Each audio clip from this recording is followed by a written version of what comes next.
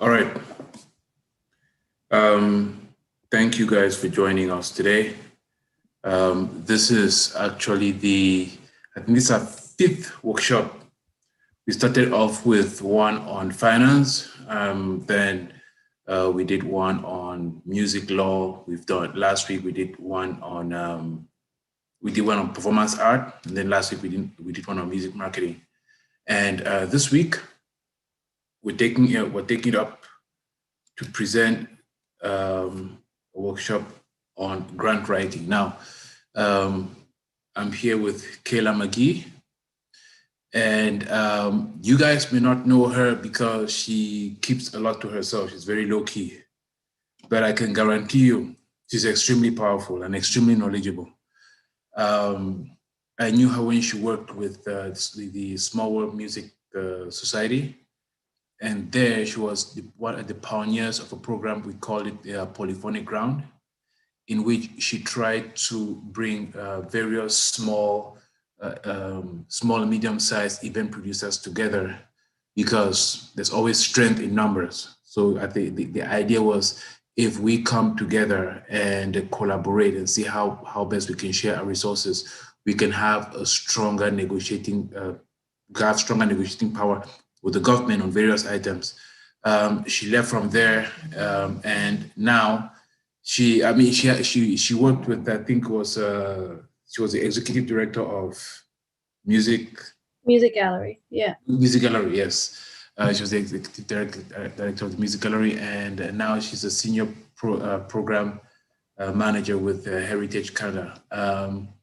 Her grant writing experience is phenomenal. I don't know how much, she's going to tell you how much she has been able to raise in grant writing, but I can guarantee you it's more than $1 million. That I'm sure. So please, there's a lot of knowledge that is going to be shared with us today. Please stay with us.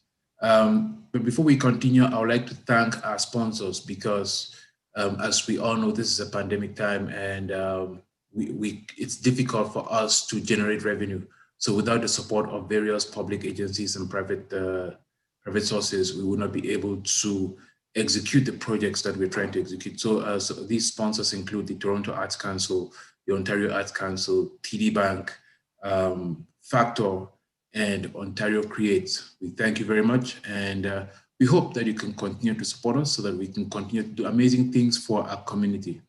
And without further ado, I would like to introduce Kayla McGee. Take it away.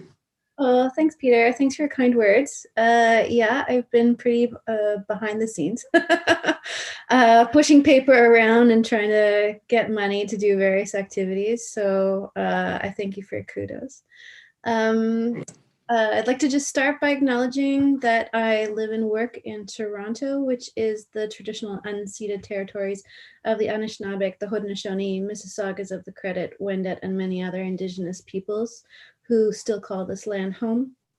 As a settler working in the funding system, I'm deeply aware of the systemic and disproportionate effects of colonialization on racialized folks. So I'm super pleased to offer to everyone on today's call some insider and outsider tips on getting money from these systems. Yeah, I don't know what the exact math is, but probably in like new money that I've raised in my career is probably close to $2 million, which doesn't include the money that was already existing in the organizations within which I worked. So I've written a lot of grants, both for like tiny little small things and really big things like capital infrastructure programs, projects. And now I work in the capital infrastructure program at Canadian Heritage. But that's not who I'm representing today. Today I'm wearing my old hat, my multi hat. My role used to be very similar to Peter's, actually, trying to be a Jacqueline of all trades, trying to manage the finances and the fundraising and the programs and everything as a presenter, working pretty closely with artists and other presenters as well. So, and just a caveat to this conversation is that I am a solo mom. and my daughter is in the background. So she may have a cameo in today's presentation, but we've negotiated pretty hard for that to be a minimum disruption today. So just to give you an idea of what we're going to do today, I've got a cute little slide deck for us, and I'm going to try and make this thing work properly. There we go. Peter, can you see it? Yes, I can see it. Here's my cute little slide deck for today. So Peter referred to this as grant writing. I like to refer to this as grant getting, because what you don't want to do is just like write grants and write them and write them and write them. You want to actually get them. And so this presentation today is going to be less about, you know, the nuts and bolts of writing the actual grant, what words to say, more about strategies on how to actually get those grants. So I'm going to walk us through a few different things. So there's essential components of all grant applications. Some of them are simpler, some of them are a little bit more complex, but generally speaking, I'm going to walk you through the basics of what to expect in a grant application. I'm also going to walk you through the different funding types that you'll come across that can help support different types of work you may want to do as an artist. I'm going to walk you through some relationship management that you can do with the community and with program staff in these different funding envelopes. And then just a general batch of hot tips, things to keep in mind. If you're watching this live, or even if it's recorded, you know, you don't have to spend too much time writing everything down, because I do have some notes that we can circulate later, and Peter's got them. You can get them from Peter after the session. We're going to take a quick 10-minute break, just a little body stretch break. You know, get a glass of water, go check on your kid, whatever you got to do. And then we'll have a Q&A session. So as I go through the presentation, I encourage you to write down your questions somewhere or keep them in your mind. You can put them in the chat as well, where Peter will be fielding that. And you can ask me anything you like after the presentation. Okay, are we ready? Here we go. So what are the essential components of all grant applications? I think the best way to look at grants is that each one is designed to help you in the various stages of your career. Ideally, in an ideal world, you would get funding for every bit. You get a little bit of support for every stage of your career. And I'm going to walk you through those different phases a little bit later. But there's two key components that are going to be in every single grant application you could possibly come across as an artist. The first one is going to be your artistic description of your work. This is going to be some copy that is a compilation of information, including your biography and your CV, which would detail, you know, things like your recording to date, your touring experience to date, and the projects that you've done in the past. And it's also going to describe what you intend to do. What are you going to create if you get this grant? And what is your path forward? I'm not going to get too into the artistic description component of grant writing because it's unique for everyone. And I believe Josh Grossman's presentation, as well as the sessions that Peter's hosted, go into that in great depth. My experience is mostly in the business side of the music, especially live music business. So I'm going to gravitate more towards that side of the grant applications, which is usually where people slip in their grant applications. The next most important thing is your business plan. If you have a solid business plan, it's going to give you everything you need to pull out and put into the questions that ask you about your business as an artist. Your business plan will ideally plot out your business goals, what you want to achieve over time, and under what timelines. It's going to include your marketing plan, which was covered in a previous session. It's going to detail who is on your team, who are your band members, what are they good at aside from their art and can help you with as you manage the business of your craft, and who outside of your band you need on your team. So that could be a manager, that could be an agent, that could be a tour manager, that could be a technician, that could be your production support folks. It could be also your accountant, your bookkeeper, people who help you keep your finances organized. And remember that, especially when you're talking about bigger money, funders do want to make sure that if we give you money, you're going to spend it properly on all the things that you said you were going to do. So this business plan should also articulate your budget, how much money you need in order to actually do the projects the creative work that you say you want to do. I'm going to get into the details of budgeting a little bit later. And I would say that if you're in this program and watching these videos, Peter is going to walk you through entrepreneurship on May 2nd, which I strongly urge you to partake in. It'll help you with this aspect. So the timeline in particular is something that is pretty important, because you want to plot out the types of grants that you want to apply for that line up with your business plan, which we'll get into in a little bit. Okay, next step, get organized. Long-term planning, you want to understand year by year what you're planning to do. For me, I am a bit of an administrative junkie, so I calendarize everything.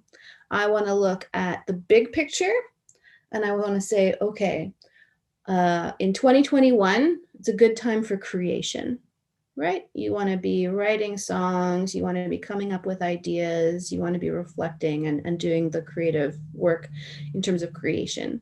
Then once you have that, once you've written your songs, etc., then in 2022, you want to do recording. This is just an example.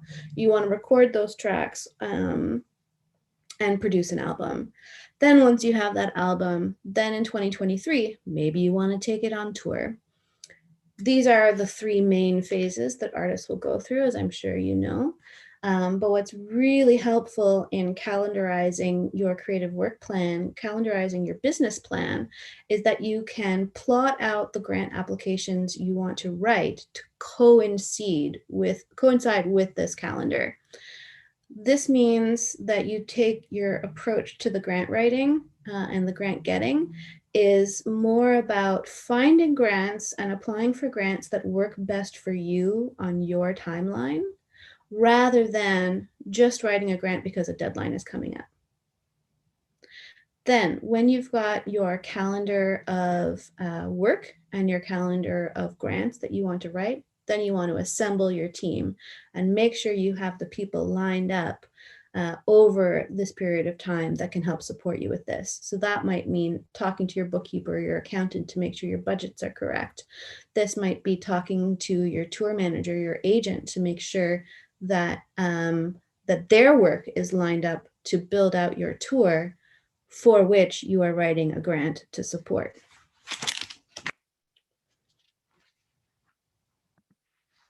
Okay, so now we're going to get into typical grant application questions. So when you have a business plan that summarizes and projects in the ideal what you're going to get up to over the next, say, 3 to 5 years, you're going to have the documents available where you can essentially copy and paste into different applications as you go. Now things will change. You might tweak things. You might learn something that makes your plan change a little bit. But I cannot stress enough how important it is to have this business plan document. I can tell you, and Peter can attest to this because we worked on this together. Back in, I think it was 2016, I went through a whole strategic planning process for this polyphonic ground project. And we did all of the research and we put together this business plan.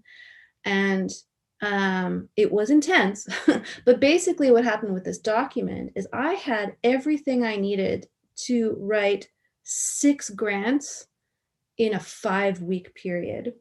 Now I barely slept during that time, and I was working pretty hard on it, but it made it really efficient, and it took a lot of the time-consuming components of it, the thinking, the plotting, all of that, out of the grant writing process, so that what I was doing was doing grant getting. Okay, so in a grant application, what you're going to have as just some really basic questions, and there will be more, but these are kind of the standards. You're going to have your project description. This is in and above the description of who you are. This isn't your bio. This isn't your past work. This is, if you get money, what are you going to do with that? And often for artist grants in particular, there's a coinciding question that asks you, how will this project impact your career?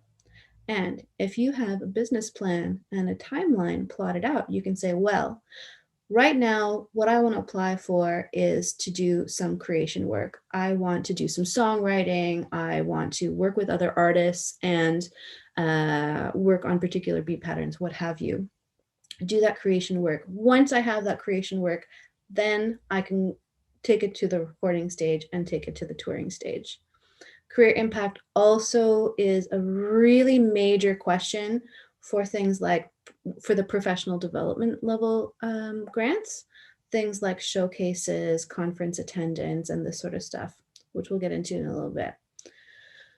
So once you are able to describe what you want to do in your project, and how that is going to help you in your career, in your trajectory. You also need to be able to say who's on your team or who you need on your team in order to make that project successful. So understanding that there are a number of systemic issues that happen around building a team in the music industry, it's important for you to understand, like I said before, who is in your band, in your immediate circle, who can take care of different tasks, right? So you might have somebody in your band who plays guitar or whatever, but is also really good at finance. So you might put that person in charge of budgeting. You might have somebody who is really great on social media, and you might put that person in charge of marketing and social media communications. But there may be some skill sets outside of your artistic group that you need, and you're going to need to pay those folks. So you need to be able to describe in your project and in your team plans who it is that you need outside of your band in order to make you successful. Now, that sort of leads into what's often referred to as either a project plan or a work plan. This is most common in the Ontario Arts Council grants, where they have a table. And it'll ask you to fill in basically a spreadsheet, but in their little portal that says, what are you going to do on which date and with whom? So for instance, it's going to ask you to, sometimes it'll ask you to put in a specific day. So you'll say, all right, if I get this funding, then from September 1st to September 15th, I'm assembling my team.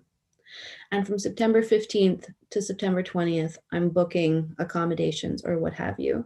So that from October 1st to October 30th, I am working with the band on this creation project, for instance. And you're going to need to be able to say who is going to be doing what, who's going to be involved. And a really good work plan is going to talk about who is managing the finances on the back end, who's doing all of the production logistics, who's signing the contracts and working all of that out for you or with you. Then the next thing that happens is around audience and community impact. So most funders, especially the department that I work in, but really most funders want to know if they fund your particular project, you as an artist or an arts collective or an arts organization, what are you doing for the greater good of folks? And different programs sort of perceive impact differently, but there's basically two ways of thinking about it. So there's a broad impact where you might have, say, 10,000 people attend your shows on a tour, over the course of many dates, but you're not going to have a particularly deep engagement with 10,000 people, especially if you're just like a one person or even a 5-person group. There's only so much interaction you can have with 10,000 people. Then there's deeper engagement and deeper community impact where you might have the idea to interact with only, say, 100 people. But if it's 100 people or 50 people, you're going to be able to have deeper impact with those folks. So that's one way to look at it. The other way to look at it is whether you are looking at, usually in our realm, Canadian audiences broadly, whoever wants to listen or partake, or very specific communities that need some artistic engagement. So it could be, if you're working in Toronto, that could be anybody in Toronto is welcome to come. Or it could be, we're going to restrict the engagement to a particular community inside Toronto, either by neighborhood or ethnicity, etc. But what you want to be able to do is, in your business planning and in your marketing planning, is figuring out who is your target audience. Is it a broad group or is it something very specific? And you're going to have different marketing plans to coincide with either of those two things. And depending on the funder, both approaches are fine. And some have preference, but you need to look at what the details are on the grant. The other thing that I would suggest that folks really contemplate these days is safety plans.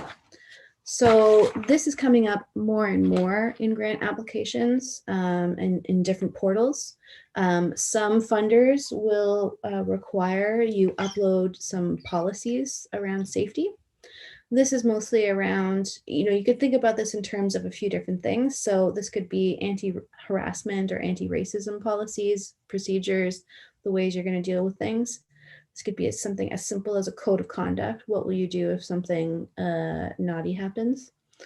And it can be around safety for your staff and crew. So if your show has like pyrotechnics or there's, aerial dance involved, things like this, you want to have a safety plan to make sure that your the artists, the performers, and the crew are safe, physically safe. And then, of course, during COVID times, especially, it's brought up the idea of keeping people safe in terms of viral infections, etc. So, if you're putting grant applications together for activities right now, you need to be able to talk about how you're going to keep people safe. For some people, that means doing it only virtually. For some people, that means doing things only outdoors, etc. There's lots of ideas out there, but funders really want to understand if they put money into your project, is everyone going to be safe? The next thing is around support materials. So support materials there can be a lot of different types of support materials depending on what you're trying to do. The most important thing to collect at the front end, I think, is everyone's CVs, their resumes, and making sure that the resumes are up to date with, any touring background, any recent recordings, projects of significance, and you want to definitely track in your CV the grants that you've received to date. That helps people understand where your reputation is at in terms of your engagement with the art sector already. If you're just starting out, if you're emerging, put everything in there, everything but the kitchen sink, basically. And you're going to want biographies for all of your lead folks. So that's every individual performer in your group. That's also any main production folks that you might have. So if you have a production manager or a tour manager or an agent, you want to make sure that you have biographies on file for all of those folks, because that becomes integral support material that folks on juries or committees will look at in terms of who is getting access to the funding through this grant. The other thing that's really key is having some documented marketing plan. This can be part of your business plan, or it can be a separate document. But you want to be tracking your statistics, and especially for funders like Factor, which I'll get into later, tracking your social media, tracking your news, your media hits, tracking your sales and your streams, and being able to report on that for all of the grants is also really, really helpful, because it helps people understand what your reach is like, and going back to community impact, the folks who are enjoying your artwork. Then of course, if you have it, you want to have some favorite video links, some recordings, could be also sheet music, compositions that you've created. If you haven't gotten to recording your work just yet, you want to have this high quality support materials so that people who are judging your application can hear your music, or at least read the sheet music. Then last but not least in the support materials is letters of support. So if you are asking for big money to do a big project, funders will often ask for letters of support to help demonstrate what your track record is like. So sometimes that is other artists writing letters and saying that, yep, this artist is fantastic and I can't wait to work with them. It could be presenters who can write a quick little note and say that, yeah, we've programmed them before, they did really well. Here are some statistics or what have you in terms of ticket revenue or audience or what have you, and give you a shiny gold star in the form of a letter of support. Sometimes it's also letters confirming that there is some sort of partnership deal involved. So if you're applying to do some work like commissioning work with a presenter, etc., you want to have letters confirming that that deal is going to go through if you get this grant. Last but not least is the budget. And this is something that folks trip up on all the time. So I'm gonna do a bit of a deep dive on budgets here. The main thing around budgets is that you need to be realistic. Sometimes what happens when people are writing budgets is they say, well, if I ask this funder for 30, if I get it, they might give me 20,000 instead. So I need to pad the budget to make up for the money that they definitely won't give me out of my request amount. And I would say, don't do it. I would say be realistic and make sure it's as accurate as you can get it.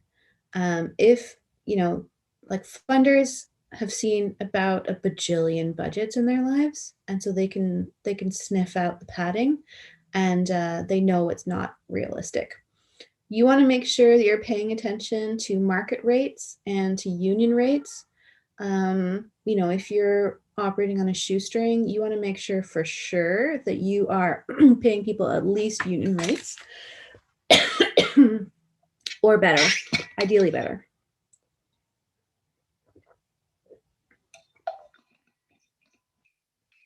And the thing to note there is that, most funders, their goal is to support professional quality artistic work and to ensure that folks are being compensated properly for that work. Sorry. They want everyone to be paid reasonably at legal or better rates. And so you want to be budgeting for that. Sorry, per diems and travel costs should not be part of artist fees. They should be calculated separately.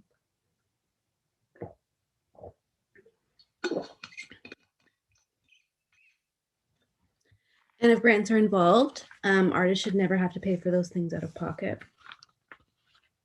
You want to make sure that you're paying attention to market rates for rehearsal space, for travel, for conference badges, hospitality, marketing. You don't want to lowball and you don't want to highball. And you can look at some funders are going to have, every funder is going to have an eligible expense list, what they're willing to pay for and what they're not willing to pay for. And some of them will even give you standard rates. So travel programs often have caps on the amount that can be paid towards flights, for instance, so that if flight costs skyrocket, the funder isn't going to pay for those skyrocketing fees. And I would say if you're just starting off, if it's your first go at it, you want to make sure that you have somebody to trade notes with.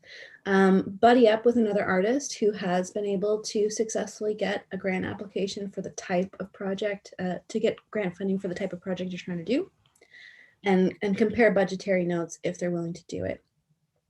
So that means, if you're applying to be part of a showcase, for instance, or to do tours, to compare notes and make sure that your budget is like not completely out of whack.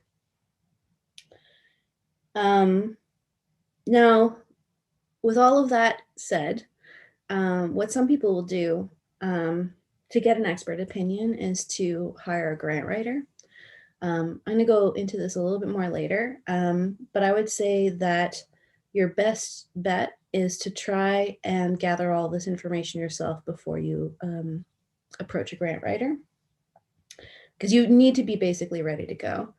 If you have a business plan, if you have your artistic projects laid out, you can take that to a grant writer and they can help you. But I'll give you some hot tips on that a bit later. Okay, budget's done. Now we're going to get into the types of funding that are available. So sometimes there's more than this, but there's basically the 5 major categories of funding.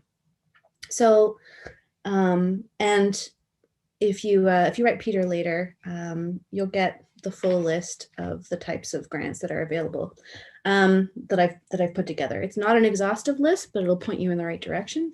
And the reason why I'm not going to detail them here is because they change all the time, especially right now. But these general buckets of types of grants will continue to exist no matter what the shakeups are. The first one that people usually apply to is for creation, as I mentioned before. This can be for things like creation itself. It can also be for research, artistic research. It can be for residencies as well. That's when you partner with a venue or a presenter, and usually it's on site and you get some space and some other resources to work on your craft. And it can also be for commissions. So that means somebody is hiring you specifically to do a type of creative project. So funders who will go in on projects like this are the Toronto Arts Council, the Ontario Arts Council, Canada Council, and one that people often do not think about, which is the SOCAN Foundation, if you're a SOCAN member. The next phase after creation is usually production. So this could be for recording, video production, and the marketing of those recordings. Right now, a lot of funding programs that were mostly for the next category of performance are being pivoted into production to do digital programming production rather than straight up performance, because it's a different type of work, as I'm sure you know.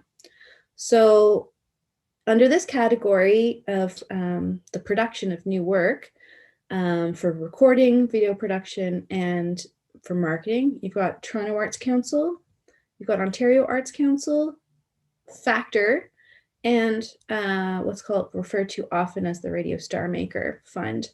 Radio Star Maker actually just released a new fund recently called Orion, which is a sub envelope of Star Maker, which is 100% dedicated to racialized artists. You can go check that out. So the next one, the one where I've mostly worked with artists, is in performance. This is for touring, but also nowadays, especially digital presentation. So these performance and presentation grants are often done in collaboration with presenters or promoters, most often presenters. So the funders who will help with this type of work is Ontario Arts Council, Canada Council for the Arts, Factor, SOCAN Foundation through their travel assistance program, as well as Ontario Creates. Now, Ontario Creates and Factor, those programs in particular, most often require you to upload a business plan as part of your application package, which, just going to triple underscore here, if you have a business plan ready to go, you can just upload that and off you go. Okay, then the next component is professional development. So this is sort of a grab bag category for different kinds of skills development, for business planning, especially if you need to pivot, and for just general learning. Sometimes, and this work, these funding envelopes can be for both artists as well as arts workers. So folks who are working as presenters or working in production, etc. Funders for this category include Toronto Arts Council, Ontario Arts Council, Canada Council for the Arts, Factor, SOCAN Foundation, and a program called Toronto Artreach. So if you identify as youth / emerging, they actually have a series of workshops, which I actually went through to get the ground going, get the ball rolling in terms of my grant writing skills. It's called the GOAL Workshop Series, Grassroots Organizing and Leadership Program. And they do workshops for budgeting, for production, for event management, for grant writing in particular, etc. And they're a fantastic resource. Gold star for them. And they also have grants that they can give out as well. And then there's sort of this other category, which I've just kind of called projects, which are funding envelopes that aren't necessarily geared specifically towards creation, production, or performance, but could be any of those three things or a combination of those three things. So you have to be a little bit careful about that. These ones are often dedicated towards specific groups. So for instance, the Ontario Arts Council has music projects specifically for the Francophone community in Ontario.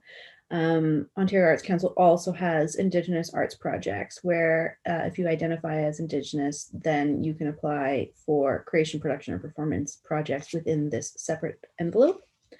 And then there's Canada Council and Artreach as well, which can do sort of a grab bag of different elements of projects into a specific thing. I would say for these project grants that you probably still want to go with something specific. You probably still want to apply only for creation or production or performance at the time, with the caveat that sometimes that's not really possible depending on the kind of project you want to put on.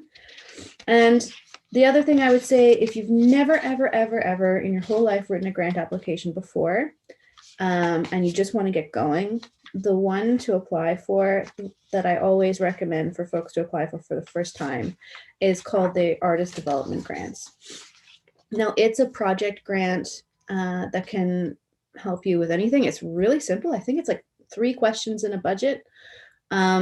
And it's basically $2,000 to help you get started with whatever it is you're trying to do. Now, $2,000 isn't going to get you very far, but it does get your foot in the door, and it does give you a little bit of something to try something out. And it's for emerging artist activities. Very simple. Just do it yourself. Don't ask a grant writer for help on that one. You can do it. It's very simple. Okay, so that's the general lay of the land of the way that funding envelopes are basically broken out. So now that you know what kinds of grants there are, the next thing that you need to think about is your relationship management.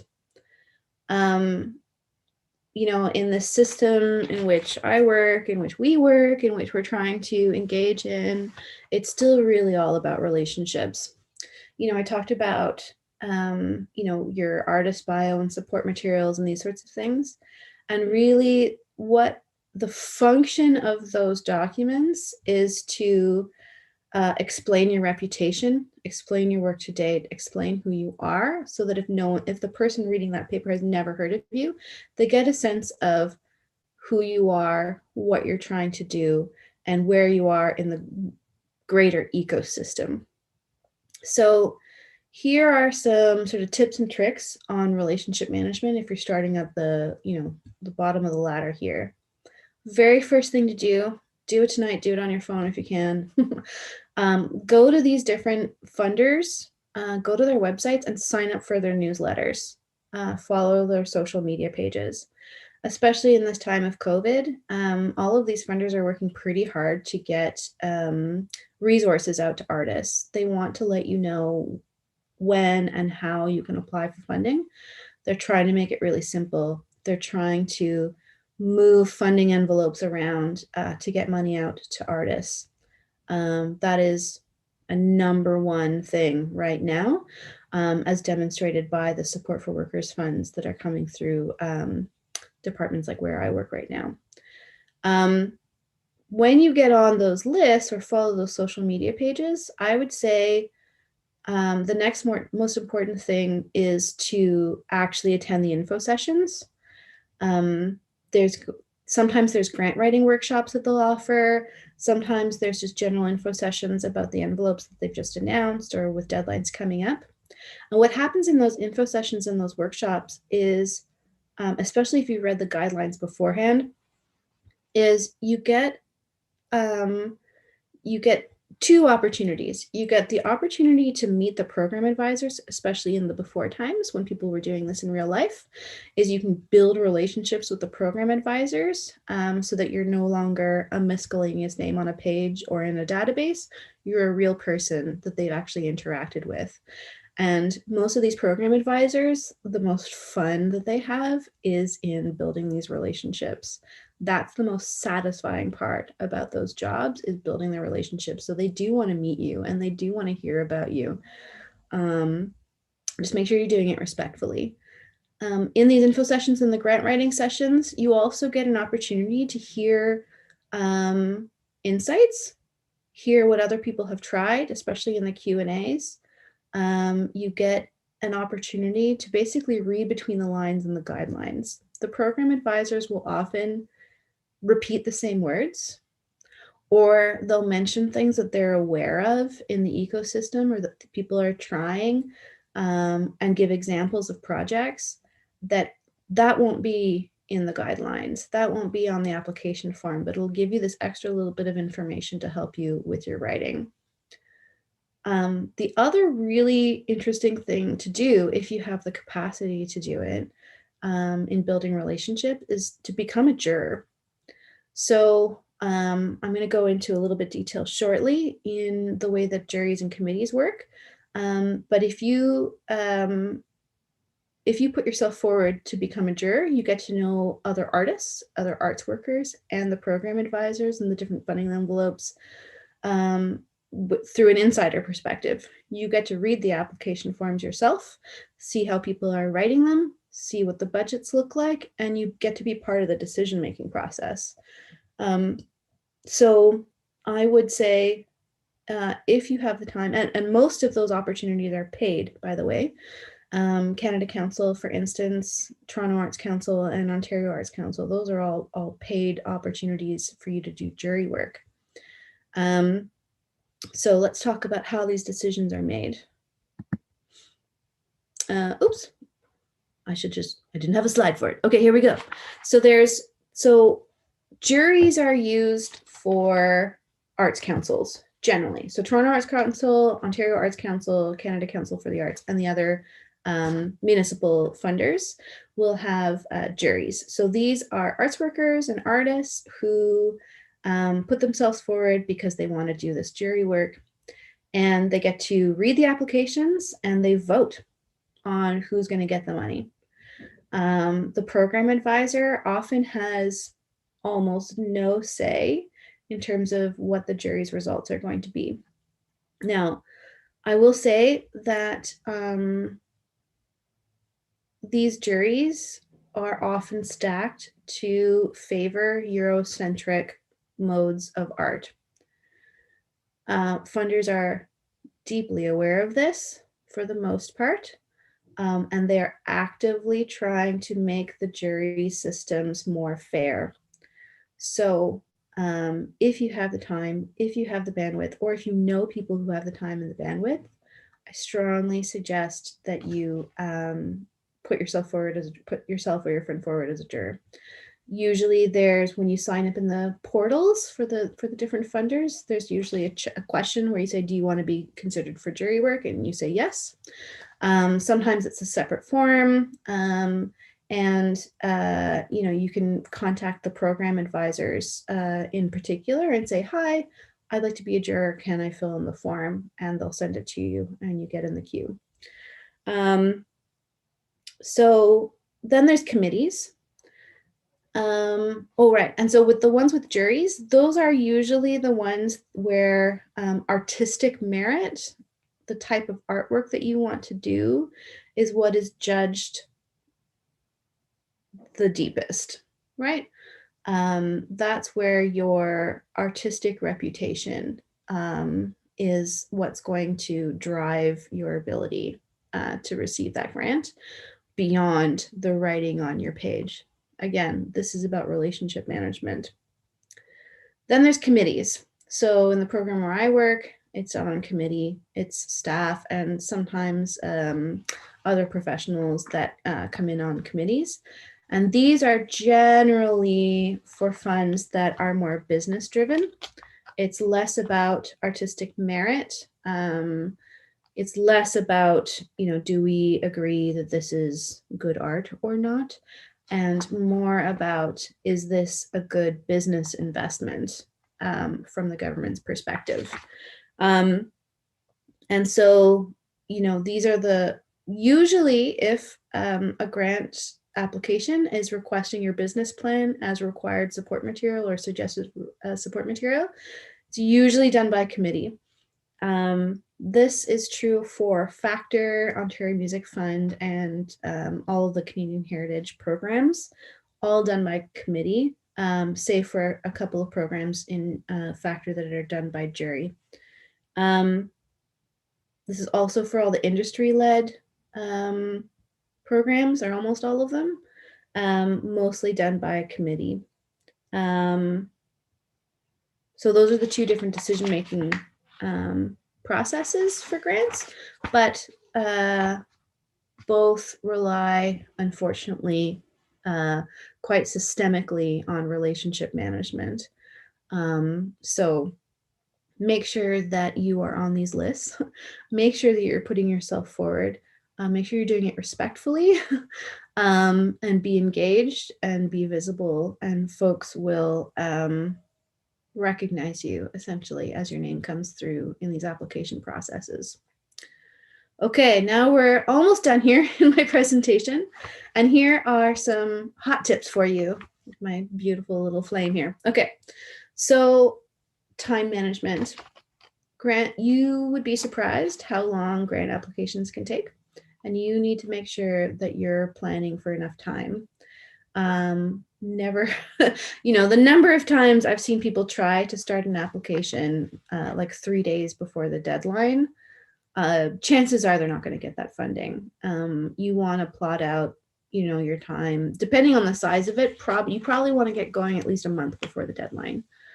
To make that process smoother, for sure, seems like such a simple thing, but read the guidelines. And if you've applied to this program before, read the guidelines again, because they often change. And if you've been to the info sessions, you've been to the workshops, which is, these days made easier with recordings of them being made available, you'll be able to read between the lines in the guidelines. The other thing, now I said at the beginning of this workshop that, if you have a good business plan, you'll be able to copy and paste things in. The caveat to that is that, yes, you want to copy and paste things in from your business plan, but you want to make sure that you're copying stuff in that is pertinent. You need to answer the questions that are actually in the application form. The number of times I've seen grant applications where folks they're sort of in the ballpark of what the question is asking about, but doesn't actually answer the question. What happens is a lot of these funding envelopes, what happens in the assessment process is you get scores. So if there's a question, or a sub question within the grant application form, if you don't answer the sub question, you get a 0. And even if you danced around the answer and you sort of think that you might have, somebody might be able to glean the answer from it, you're still going to get a 0, because these are pretty competitive, all of these funding envelopes. So make sure you answer the question that is being asked. Triple underscore. The other thing, and this is a little bit trickier to talk about sometimes, but at the front end and sometimes at the back end of application forms, they'll have what's called voluntary statistics. So you're not required as part of your application to answer these questions. They're mostly demographic questions. So they'll ask you about your gender, your age, your ethnicity, your language, et cetera, et cetera, et cetera. You are not required to answer these questions, but if you feel comfortable with it, I implore you to do so. The reason for this is because many funders acknowledge the systemic barriers that are in the funding system, especially for racialized folks in particular. And if you answer the voluntary statistical information, that is where the program advisor can give you more points to bump you up the list if you qualify as like a priority from a priority demographic. If you leave that blank, then they don't actually know that you are that from that demographic, and they cannot prioritize you. The other thing is that a lot of funders are looking at the systemic barriers that exist in the funding system, and they're looking at tracking progress around that and remaining barriers. So, both in terms of who is successful for funding and who is getting declined. What demographics are showing up in the applicant pool that have higher rates of decline, or what's called not recommended sometimes when they're trying to be nice about it. And if you have not filled in your voluntary statistics, then you won't be counted as part of that analysis. So I implore you, especially since I'm such a data nerd, I implore you to fill in the voluntary stats if you're comfortable with it. Okay, this all probably sounds a little bit overwhelming. There's so much here to pull together, and sometimes people will try and hire a grant writer to do this. Most of my grant writing has been done through employment with presenters, but I did do some freelance grant writing in the past, and sometimes people will refer folks to me to do grant writing for them. And I cannot tell you the number of times that somebody has said to me, "Can you get me a grant?" That's it. That's all they ask. Okay, which one? Oh, I don't know. All of them? Oh, well, what do you want to do? Well, I just want to get a grant. Okay. For what? And on we go. And you know what? I just stopped replying at a certain point, to be honest. Now, that being said, if you have a business plan, if you have your timeline in order, you have, if you're organized about the projects that you want to do and you know how much money you need in order to get those projects off the ground, sometimes it is a good idea to get a grant writer to help you with that. But I will also tell you that the scale for artist grants is smaller than it is for larger institutional grants. And so grant writers are more inclined to put their time into generating revenue for the bigger requests. So, and they know that, the revenue streams for artists are pretty limited. So they don't want to charge you very much. They do need to get paid for their time, just like everybody else on your team. But they don't want to charge you too much, which means they don't want to put too much work into it as well. They need to be able to balance that off for you. But if you're organized, if you've got a business plan and your projects in mind and you've got an idea of your budgets and you just need somebody to give you some advice, there are two really efficient ways of going about this. One is there's three ways. So one is to ask a grant writer to just consult with you before you start writing, to help you get on the right track in your writing. And so, because these grant writers will have attended all the info sessions and the workshops that they can, and they will have the read between the lines information if you don't. So if you're willing to put some money in into their time, then you can get that insider information from a grant writer, and they can give you some tips on how to approach your application form.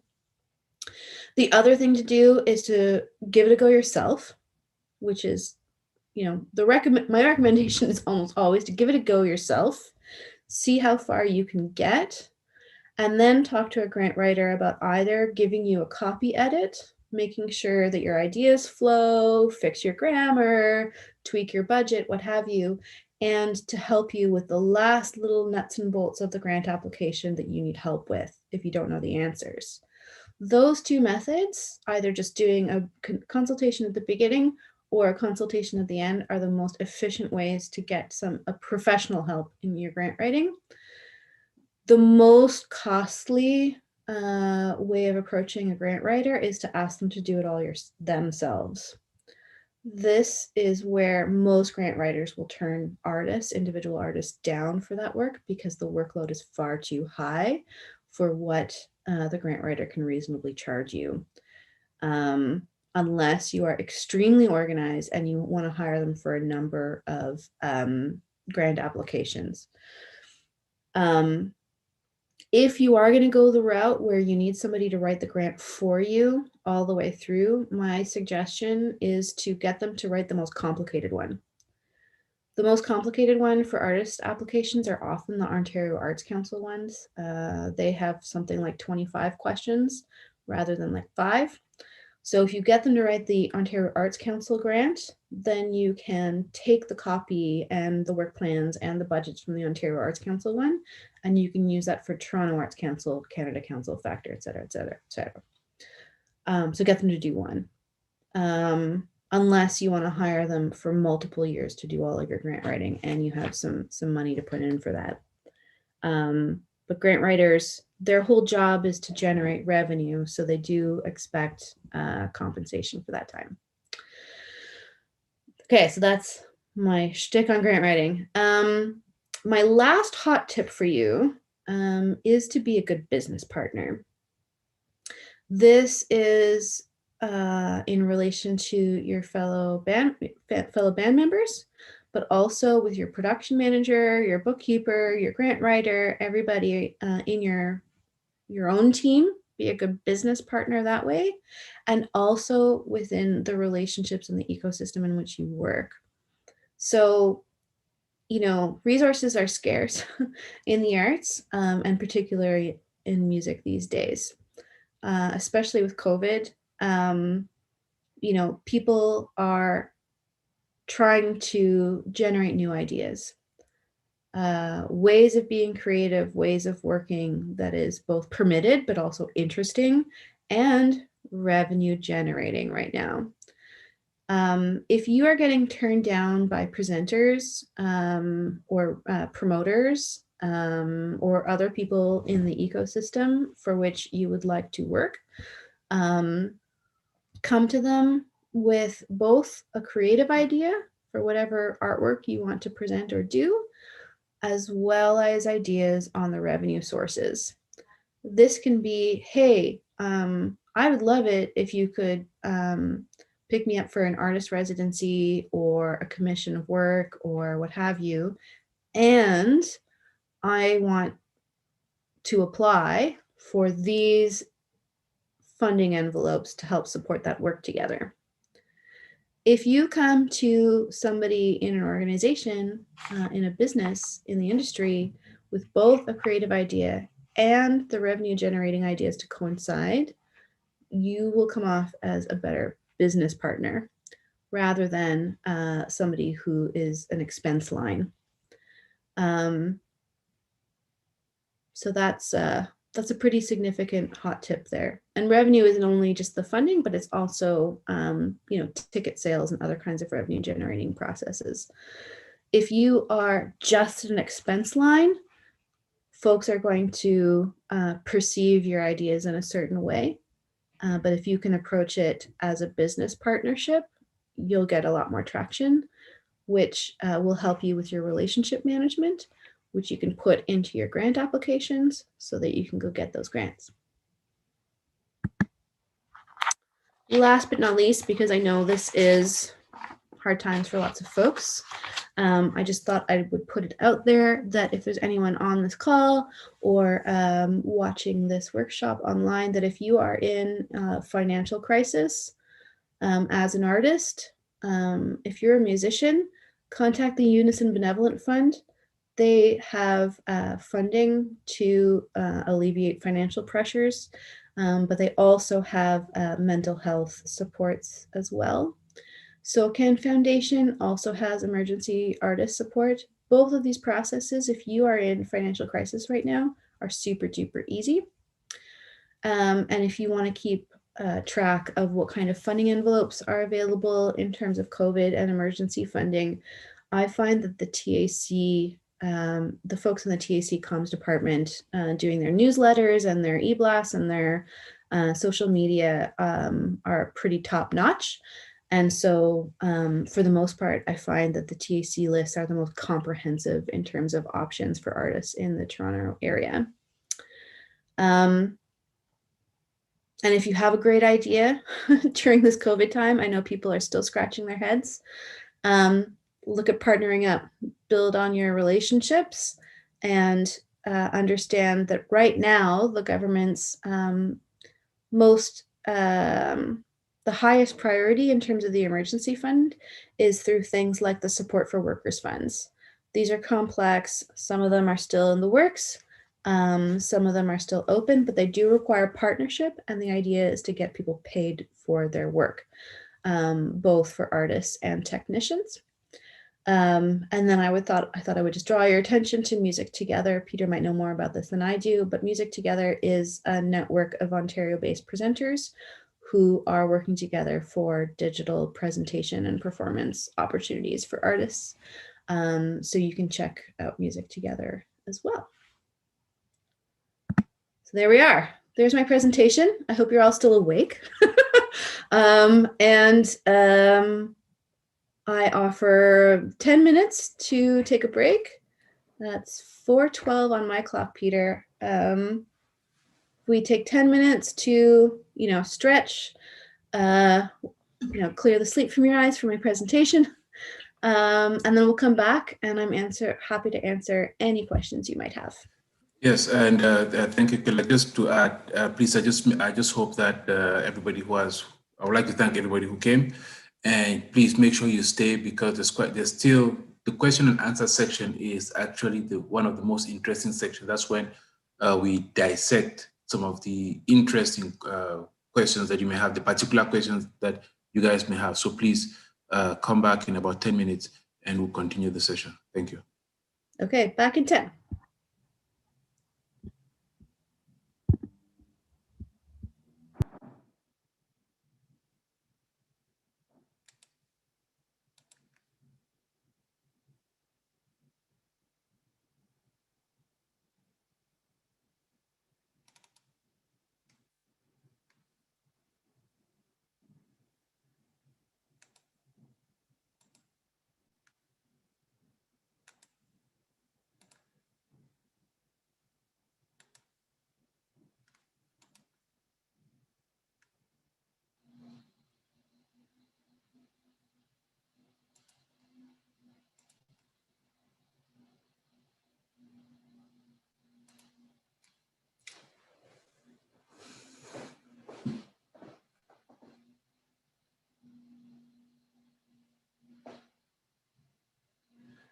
I think I'm just going to give Kayla a few more moments. I think it's been 10 minutes, so just give her 1 or 2 minutes. Okay, she's here. I'm here. I'm only on video as much as I need to be. That's my role position these days. That's fair. That's fair. All right. So before we get into the question and answer session, I just, based on what Kayla said, I just have a few points to make. And then I also have a few questions or things that I would like Kayla to elaborate on. And then we'll start looking at some of the questions that you guys have. So one of the first things I'd like to say is, before you write any grant application, or as you're thinking, you must ask yourself, how does this particular grant fit into your career? How does it fit into what you're hoping to accomplish for yourself in your career? Because what I think, or what I've seen happen quite a bit, is somebody gets a grant and they're so happy they've gotten that one grant and that is it. When was the last time you got a grant? I got it in 2016. Okay, I'm happy. They don't follow up and say, okay, now I've gotten this one. I've done what I've been told to do with this grant. And that's the next thing. If you're given a grant for a project, please use the money to accomplish that project. And also, if the grant says at the end of the project you need to write a report, please, at the end of the project, write the report, do the financials, especially with Factor. If you receive a Factor grant, keep all your receipts because they will ask for them. Write all your reports. If you don't submit a report for one grant, just know that you will not get any other grant from that organization for I don't know how long until you submit a report.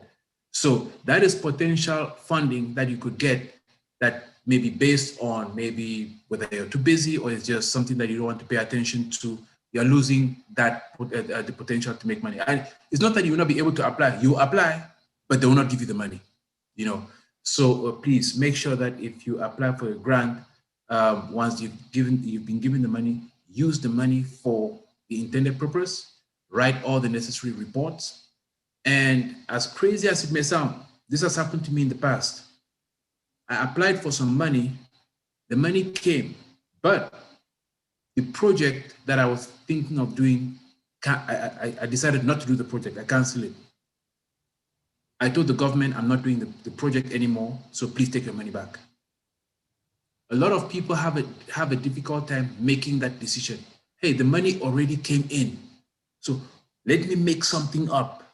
I don't really need to do the project, but I can tell a story. No, you can do it, and it may be successful, and you can get away with it.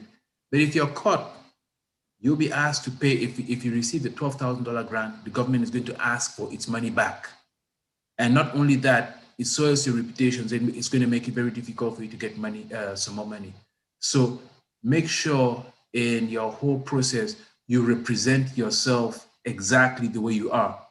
Don't try to be somebody else, and be as trustworthy as possible. Now, the next part is, when you're looking at a grant application, there are usually two sides to it. There is the financial side.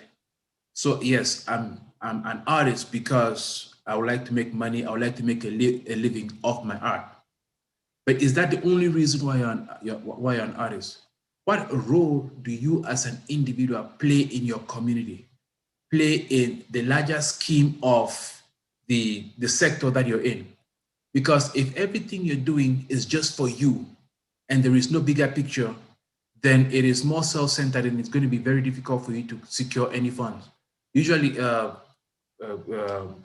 most organizations, like, let me say Toronto Arts Council, they would like to see what role as an artist you play in the bigger picture. Then Kayla mentioned safety protocols and all whatnot. As crazy as it may sound, it is extremely important because most of these granting organizations, they look at it like, if we give you money and you present a project that is not quite safe, it may end up being a lawsuit. And if there's a lawsuit involved, somebody's going to, hey, this project was funded by XYZ, which means this organization actually saw the plans that you had and agreed that you should go ahead with the project. So technically, they're in part liable for your demise. And out of a sudden, you see granting organizations receiving lawsuits or being part of lawsuits that they never intended to be part of. So usually they will say, look, there's some grants that they will say, before we give you this grant, make sure you have some kind of insurance. And on that insurance, you need to put our name, or say the province of Ontario, as one of the, how do you call it? There's a term used, so I've forgotten the term, but you need to put that organization on there so that if in case of a lawsuit, it doesn't blow back to the funding organization. So the next element is keep your relationships. Not only the relationships with the with your band members, also with event organizers, with the granting organizations themselves. Because what people fail to understand, they say, if you come to say with Music Africa, you come to us and say, I would like to get a show with you guys. That's great. We can give you a show. If you don't do a good job, or if you don't represent, I'll tell you this a side story.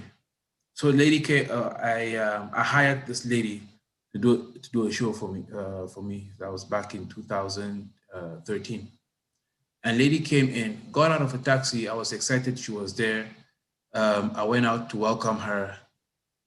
Immediately she saw me, she dropped her bag and said, Peter, come and take my bag. I'm the staff for the night.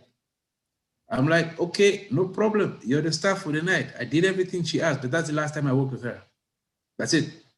You see, so it's always good to keep relationships, respect the people who hire you, respect the people you work with, keep those good relationships, because those are the people who will give a good word for you, and those are the same people who also keep on giving you opportunities. Now, if you write a grant and for some reason you don't get it, it's always advisable to maybe call or send an email to the organization, or ask to speak to the program officer who is in charge of that grant and say, hey, look, I wrote a grant like XYZ, I was not successful. Could you give me any tips? Could you tell me what I did wrong? Because what happens is sometimes they're able to go look at your file, see the notes that the jurors or whatever panel, see the notes that they wrote on your file, and they'll guide you. They'll tell you, look, in your previous grant application, you did XYZ.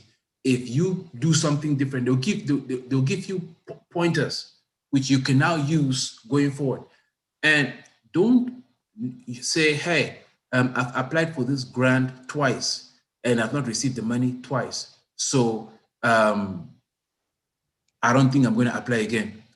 What you also need to understand is some of these granting organizations, that most of them that are oversubscribed, they receive way more applications than they have money to fund.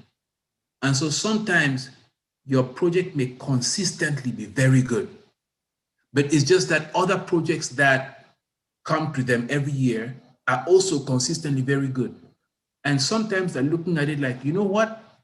If one of these other guys doesn't apply, I'm going to fit this person in who has been applying every year. But you, on the flip side, you turn around and look at it and say, I've been applying every year, I'm not getting, so I'm going to stop applying. Now, when you stop, but then a point has opened, they cannot give you the money because you've not applied.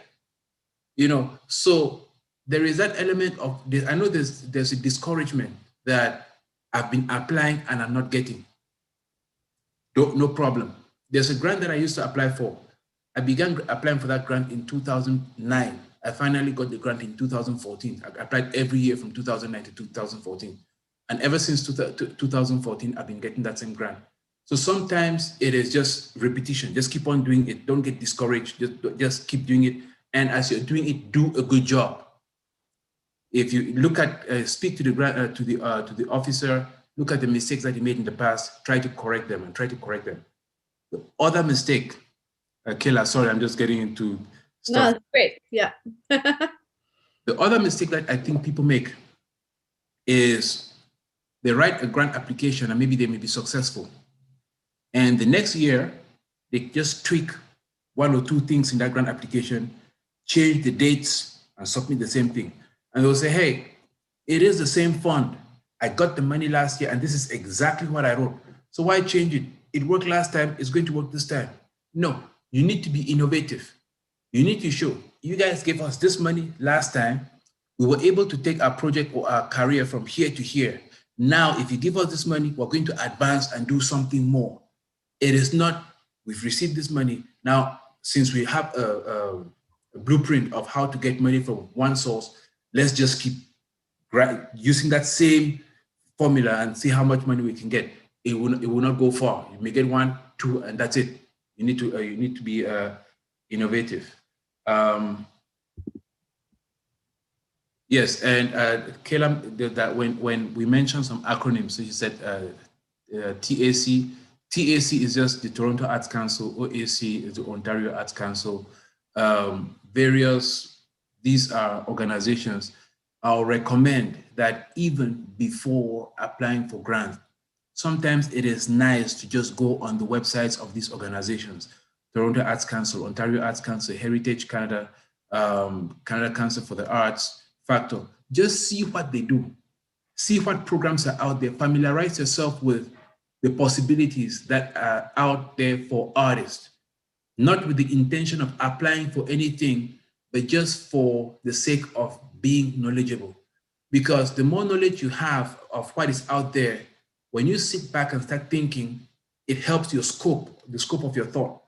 If it's as much as we say, yes, go ahead and write a business plan, I can guarantee you that if you study all these organizations and the grants that are available, the business plan that you can come up with will be way better than if you just decided to come up with one by yourself without doing the necessary research. These are the few points that I just wrote down. Okay, like if you have something to add, we can get into questions. I greatly appreciate it. Yeah, no, those are super important parts. Now I'm like, I want to go back into my slide deck and edit it. Go back. There. Yeah, I mean, some funders for reports, for sure, that is integral. Some funders will have what's called a holdback. So say, for example, you get approved for $10,000, they'll do a holdback. And they'll say, okay, we'll give you $9,000. And once you give us your report, we'll give you the other $1,000, right? Or some other math like that. Funders who don't have a holdback do it because they know pennies need to be pinched. And if you don't flow the cash, then the project won't happen. But what can often happen is not only if you don't do the report, not only do you get blocked out of future applications, but you also go on to basically blacklists where you're not seen as responsible, and that gets put into the analysis, especially when it's committee rather than jury driven decisions. I would say with project changes, like if, you know, that example that you gave where you got a grant to do a project, you know, if you aren't able to do it, like this happened a lot with COVID, okay? There were a lot of people who had in-person activities and funding for that, right? And it has taught a lot of funders to be more flexible. So what happens in those cases, well, some funders are like, we don't want 10,000 phone calls about project changes for COVID, right? But some of them were able to do things on a case-by-case basis. So if you have a project, right, and you know, let's be realistic, COVID isn't going to be the last time that this all happens, right? Hopefully we'll get a reprieve for some chunk of time, but there will be other times when things go a little bit nuts, right?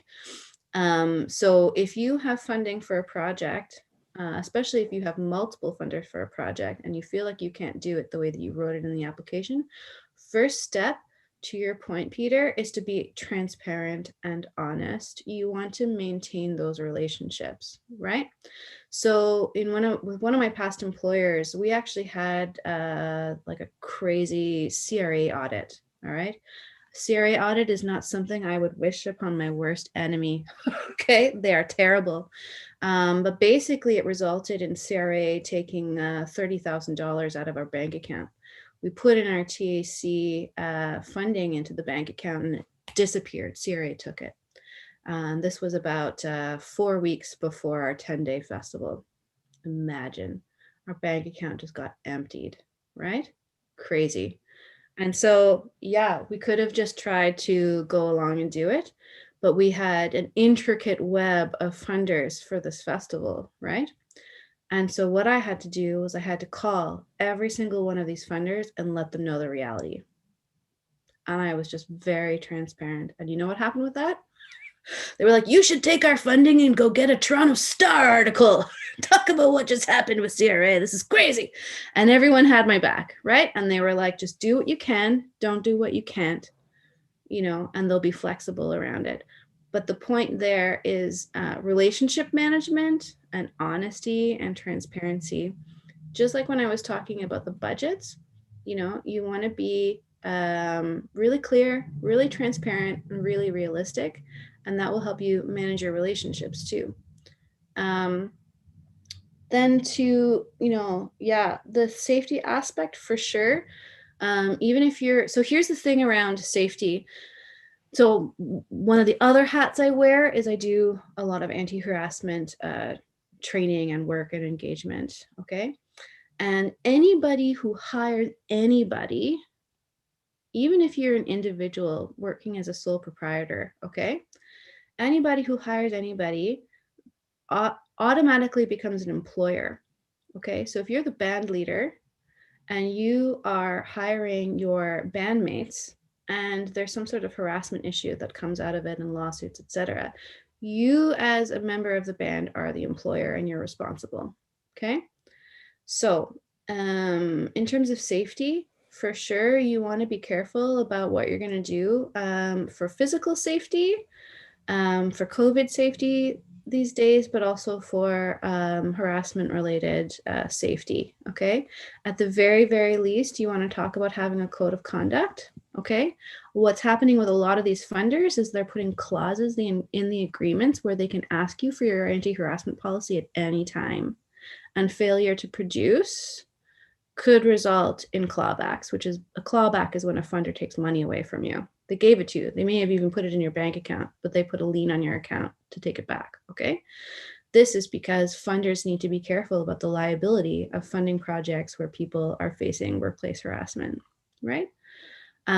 So you want to make sure that you're working on that and that you're providing a safe work environment for everybody, and then you have it written down on paper, even if it's just like a very basic statement to get you started, for sure.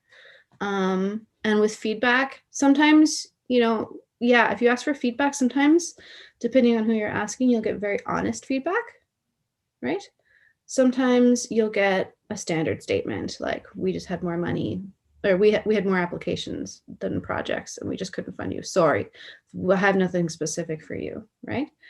And sometimes that is actually just the case, right? And this is where getting into more relationship management and attending the info sessions and understanding what's happening in the lay of the land is what becomes really, really important.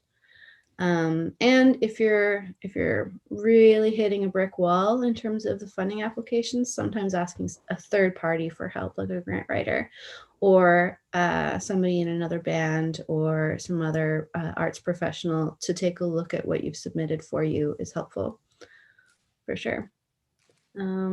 Thanks for bringing up all of those like really great aspects, Peter. No problem. All right. Okay, let's do this thing.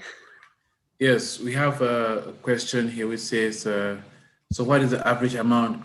How much do grant writers charge? That ranges, and different grant writers operate differently. Sometimes it'll be hourly. I've tried charging hourly and that gets into some trickiness sometimes. But grant writers, remember that like their job is to raise revenue. So they're going to charge hourly fees commensurate with that. So sometimes that can be, on the lower end, like $60 an hour. On the higher end, people will charge like $150 an hour, right? You don't want to waste these people's time asking them to put your support materials together because they won't do that, right? They're not going to go and download your YouTube videos into an MP4 and load it up on the back end for you at $150 an hour, right? Other people will charge a percentage of the grant application. And depending on the scope of the grant, it may not be worth their time.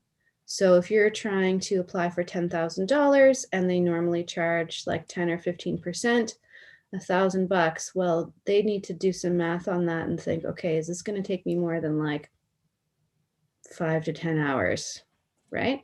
And so if you're disorganized, if you're asking for proposals, if you're, if you look like you don't have your shit together, basically, they'll say no.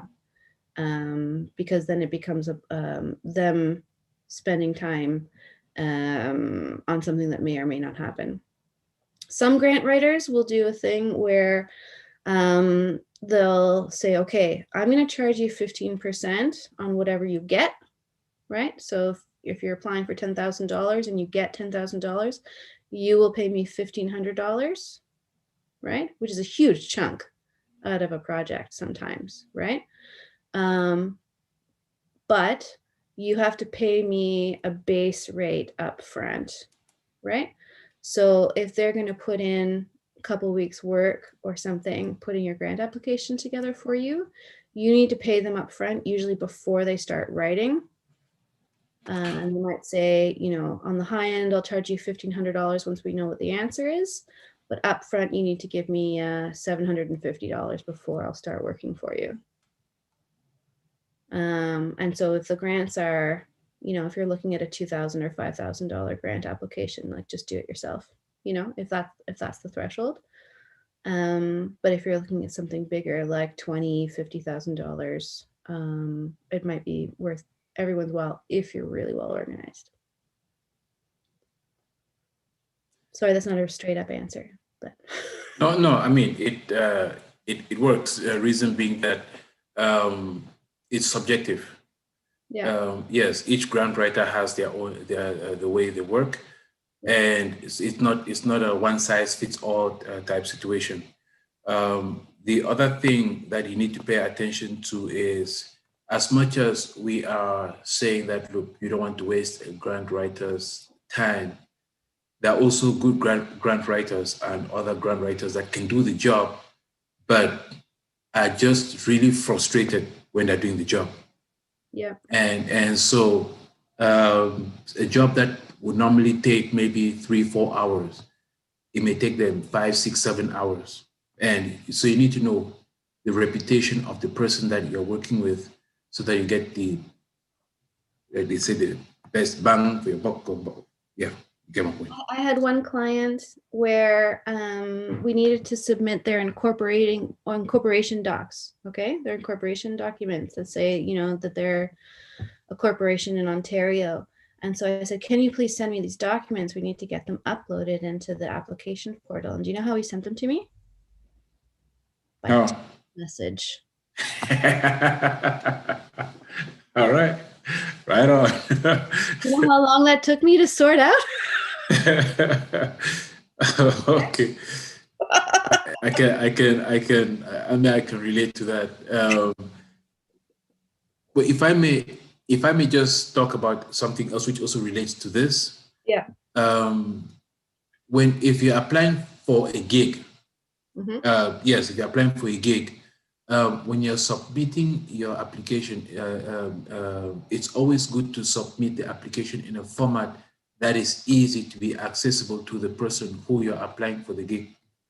Because sometimes, take for instance, I'll say submit your bio, and somebody will send me the bio in PDF. Now I cannot copy and paste that bio. and if I need it for, say, to put it on my website to help promote, there's very little I can do. You know, so the format, try to help the people who are helping you make their life a whole lot easier. Yeah. Best thing to do there is ask them what format they need. Just ask. Yes, When in doubt, just ask. through that. Yeah. So next question here is, somebody worked with the Unison Benevolent Foundation. Last year, they did some gigs with the City Hall. And this year, the opportunity has come up. I know I received an email about that.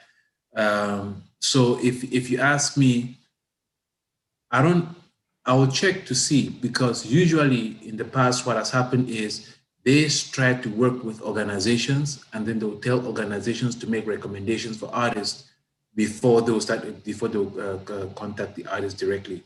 They don't, from what I know, they don't work directly with artists, but I can check. And if you check back with me, maybe Tuesday, Wednesday, I should have a response for you. But for right now, I'm not quite sure. Yeah, I think City Hall Live takes in applications for artists to do like kind of self-presenting with the city. That's something that's done directly through the music office.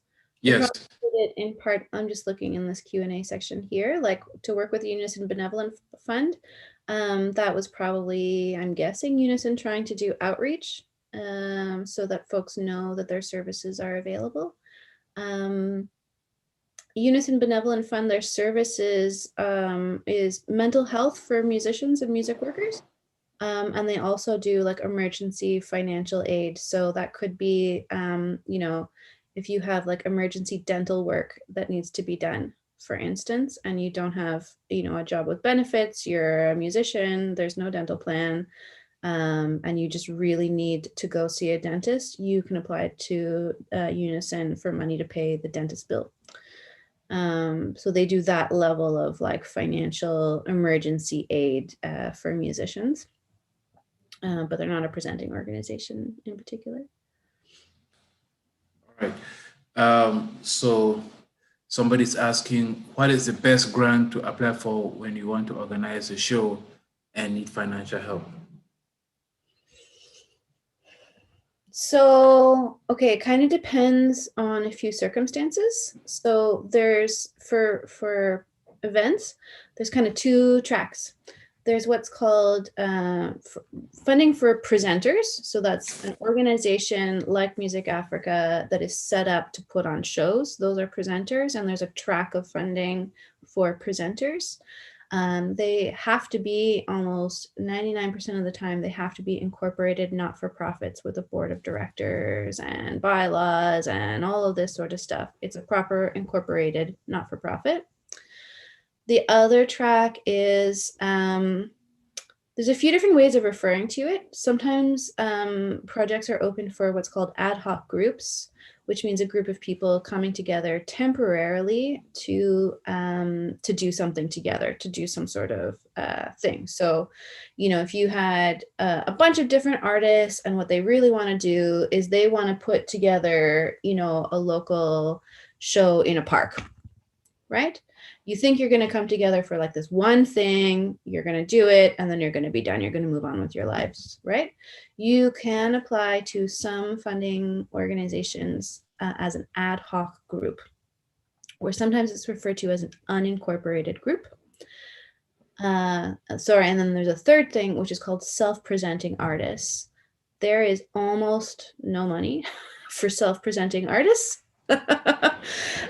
Generally, that's because the way it's perceived in the system is you suck so bad you can't get presenters to present you. And so there's almost no money for self-presenting artists. You need to, you know, if you want to book a show at a club or, you know, some public space. Sorry, I'm being a little bit harsh here. You know, you want to book your own show, you're going to take your own financial risk. Although the caveat to that is when you want to be a self-presenting artist on tour. So you can apply for touring funds, where you act as your own agent, your own tour manager, etc., and you can apply for funds to help you for the tour. But usually it's not for one show. It's like you want to go traveling and you need some help to pay for like the flights and accommodation and da da da da. Those applications from self-presenting artists are often the least successful, with some exceptions, because usually you need to be tied into the ecosystem of presenters with their, local marketing and outreach and all of that to get audiences out. Though that's not a tried and true answer, but if you're asking for like which specific funding envelopes to put a show together, like I'm gonna, you can get the handout later, but let me just. So performance and touring, there's Ontario Arts Council has 3. There's the music production and presentation projects.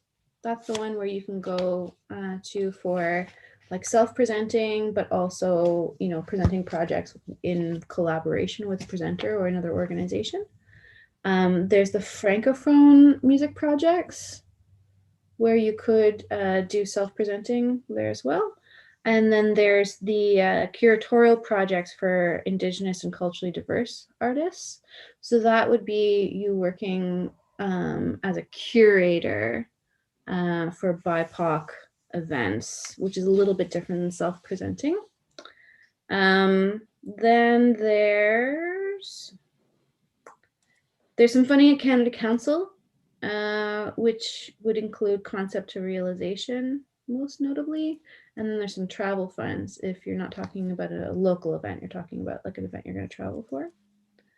And then there's some Factor, but Factor gets a little bit complicated. And then there's some other like travel assistant program with SOCAN Foundation if we're talking about touring.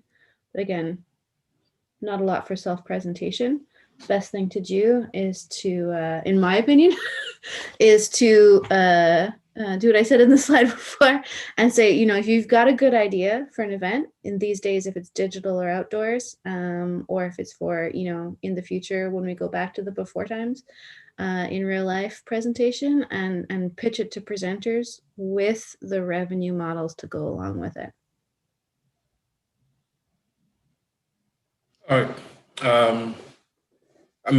Thank you very much for your honesty, even though you may consider it as being harsh, but I think it is necessary to be said, because I think a lot of artists may in the community, they may say, I have worked with, if say an artist doesn't have a solid reputation with various event producers, you may say, okay, it may be very difficult for me to go back to these guys and mend this relationship.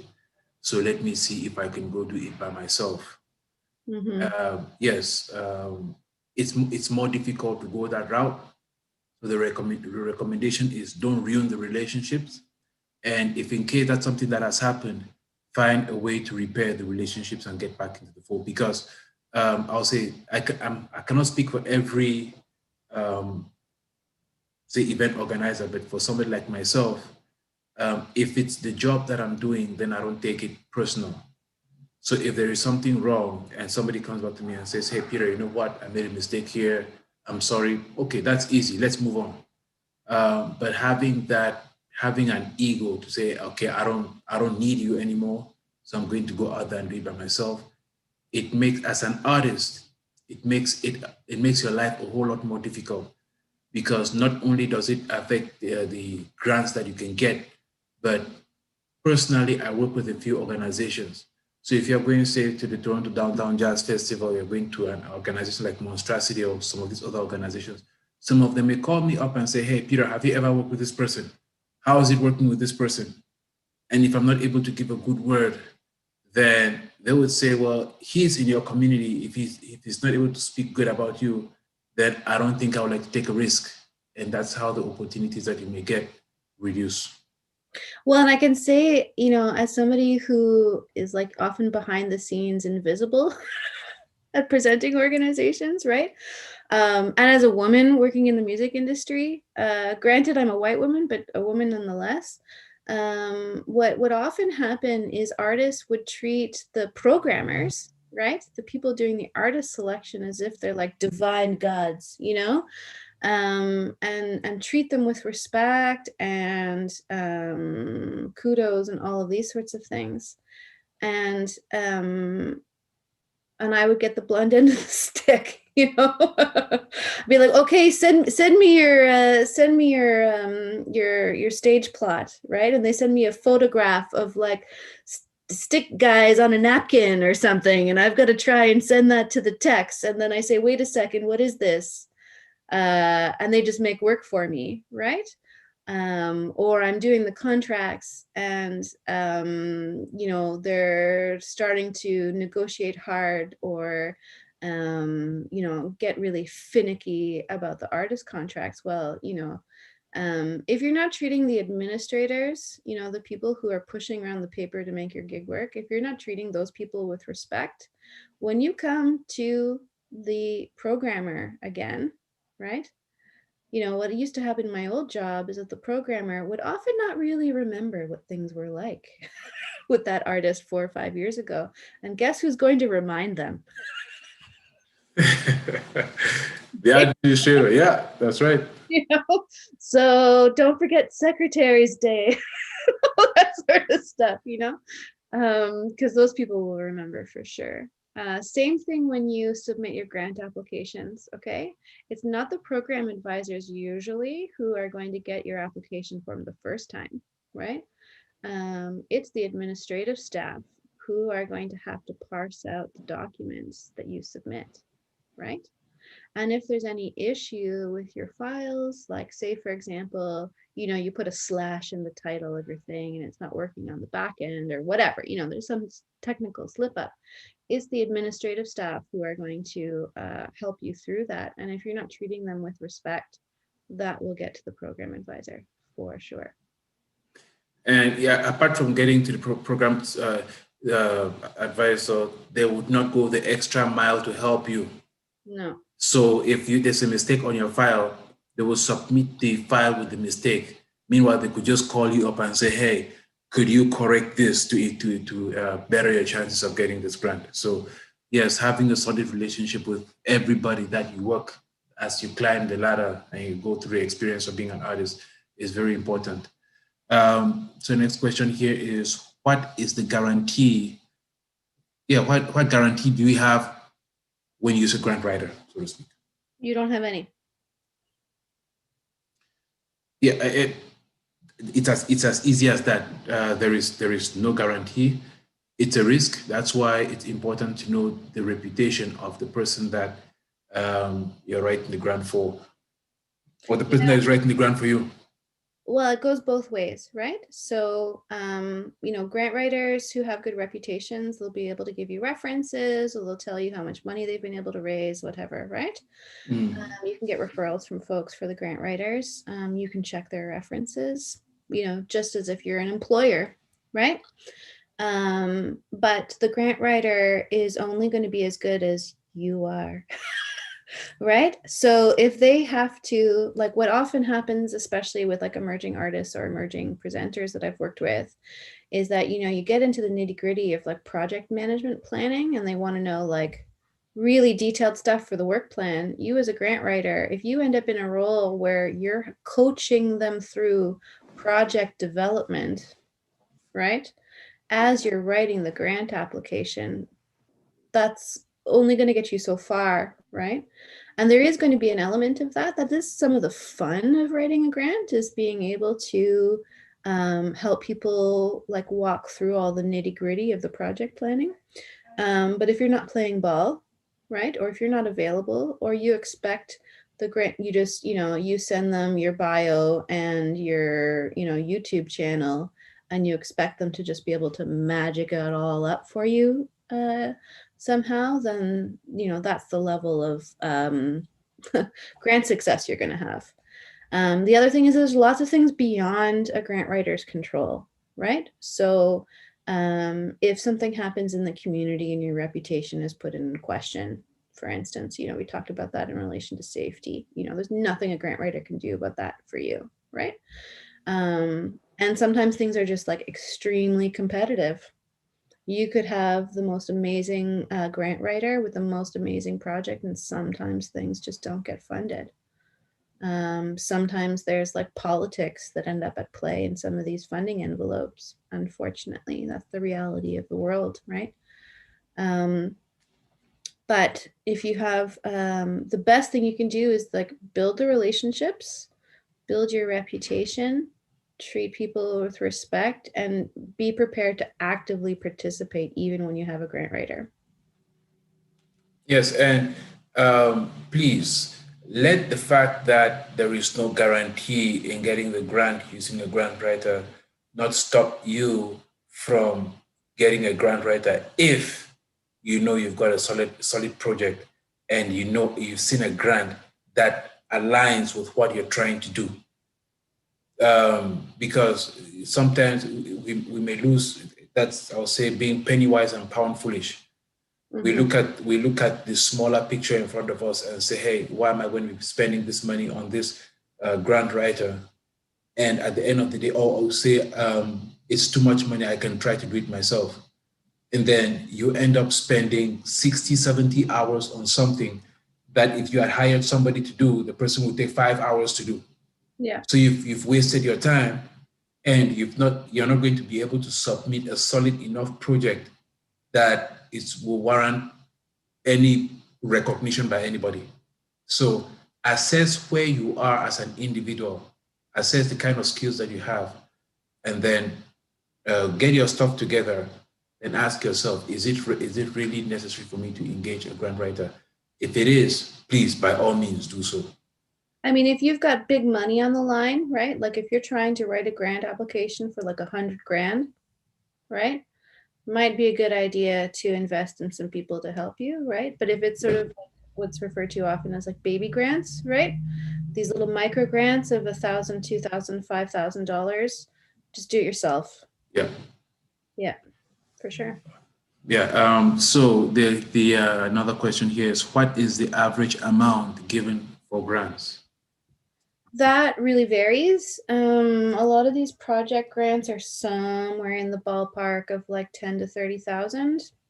The ones that I've talked about before. Sometimes there's micro grants that are really easy and you can just, kick them out the door for a couple $1,000, like the Factor artist development one. That one's super easy. The other ones, yeah, somewhere around 10, 30,000. Once you start getting over $30,000 that you need for a project, you should start looking at incorporating a not-for-profit at that point to start managing that money. Because at that point, you're going to start getting disqualified as an eligible applicant. Funders are generally less interested in giving more than somewhere in the ballpark of $30,000 to an individual person without corporate status. Yes, I was going to say, usually and they consider the team that you're working with very important. Yeah. So when you submit a grant application, you will say, okay, I'm being managed by this person, I'm working in this studio. Most of these granting agencies, they know most of these people, they know the studios. So if you have letters of support from some specific people within the industry, your application is given more weight, or if those people are part of your team, your application may be looked upon a bit more favorably, because in some ways it can give the program officer or the jurors a bit more comfort that the project is in safe hands. Again, it's all about relationship management, right? It's about your reputation, yeah, and building that reputation. So if you're starting from the ground up, you want to get those little grants, you want to prove yourself, you want to submit your reports on time, you want to keep all of your receipts, you want to be a good paper pushing person, cross all your T's, dot all your I's, and you can prove yourself and move yourself up the ranks in terms of how much money you can apply for. All right. Somebody asked here, how would you rank the most important parts of a grant proposal? Example, how we rank it from 1 to 5. Well, I mean, if you're applying for arts funding, the artwork itself is absolutely the most important. Okay. If your output, if your creative output is not considered professional, that is of low quality, of no impact, folks aren't listening to it, try as you might, if if you're just getting started, focus on the creation. Get your creation down. Get your artwork as good as you can get it, right? There are some things like professional development and residencies and these sorts of things that can help you with your craft. But absolutely, the number one thing is your actual artwork, right? After that, I mean, in the very basic applications, right? They're going to look at three things. They're going to look at your artistic merit, right? Are you making good art? Is it professional art or is it amateur art, right? Is it community art? So if you're going for professional arts grants, that sort of professional level, okay, then they're going to look at your budget. You're asking for money, right? So do you know how much money you need, how much money you need to spend? Are you going to allocate your limited resources appropriately, right? And looking at things like scale. Like if you're talking about doing like a tour, right? Or you're doing some showcasing and you're going to pay all of the artists like minimum union rate, right? And you're going to go way far away with like really expensive plane tickets and really expensive hotel rooms. People are going to look at that on the budget and go like, what priorities do you have right now? Yeah. Right? Wait a second. How come the per diems are so high? And these sorts of things, right? Are you going on tour so you can party in fancy hotels on the government's dime? Or are you doing it because you care about the art and the workers, the artists that are helping you to make the art? So I would say artistic merit, budget, and business plan. Those things all kind of coincide. If I may add, so your project description is very important. Reason being that it's what they check your project description to see if it actually aligns with the project that you're applying to.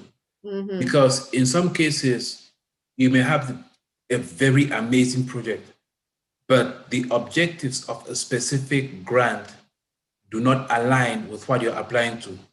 Yeah. And on that, you get disqualified, not because the project is no good, but because you're just knocking the wrong door. So, yeah. Yes. So make sure that the project that you're applying to aligns with the grant application or the door that you're knocking. The next part, if you're applying for a factor grant, your marketing plan and your monetization, very important. Reason being that organizations like Factor, yes, they would like to see, they would like to help you, but they also want to make sure that you're leading to getting independent so that other artists can get into the fold. It's not a system where every year you're going to be going to them and saying, hey, I need money as an artist. So what they will give you the money, but what are your long-term goals and what is your monetization plan? Who is accessing your art? So each grant has got areas of focus that as an applicant, you need to be able to identify. So when you receive, if you look at the guidelines, as Kayla mentioned earlier, if you're applying for a grant, you look at the guidelines. Most grants, 95% of them, they will tell you this section is 35%. This section carries 20%. They'll break it down to you. So you just looking at the grant application itself, you would know where exactly you need to focus your attention, and then identify what is needed in all these sections, how to answer the questions, and you should be okay. For sure. I mean, I guess there's sort of two main paths of funding, right? There's the ones that are artistic merit driven, and those are the juried programs through the arts councils, right? Mm. Then there's the more business focused programs that are usually run by committees. Sort of talked about this at the beginning, right? So for the arts councils ones, it's about artistic merit first, and sort of your ecosystem, community impact, relationships is sort of the second. And then if you check all the boxes for those two things, do you also look like you're going to be able to manage this money in this project properly? Right? Mm.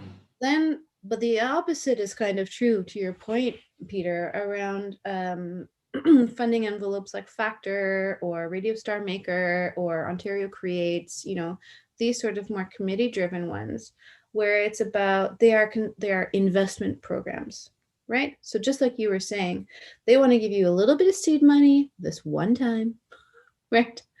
To get a ball rolling for you so that you can apparently magically make money in the music industry with your magic wand, um, these days. But they want to give you a bit of seed money to open some doors for you and get things going. And so, you are going to talk about, your artistic merit, your artistic plan and, the kind of artwork that you're going to do. But to your point, Peter, it's going to be about what's your project? What are you going to do? And how is that going to translate into money? And can you track all the statistics that coincide with that? Right? I mean, Yes. I mean, I could do like a whole day's workshop on all the grant writing components, um, but if you're going to go for big money, you also have to have like big stats, right? You need Yes. to be able to pull your viewership, your demographics, you have to have, the social media numbers up. And people will go look and see if you've hired a phone farm for your stats, by the way. People will go check that, so don't do it. And you need to be able to prove your business acumen. Those are the ones.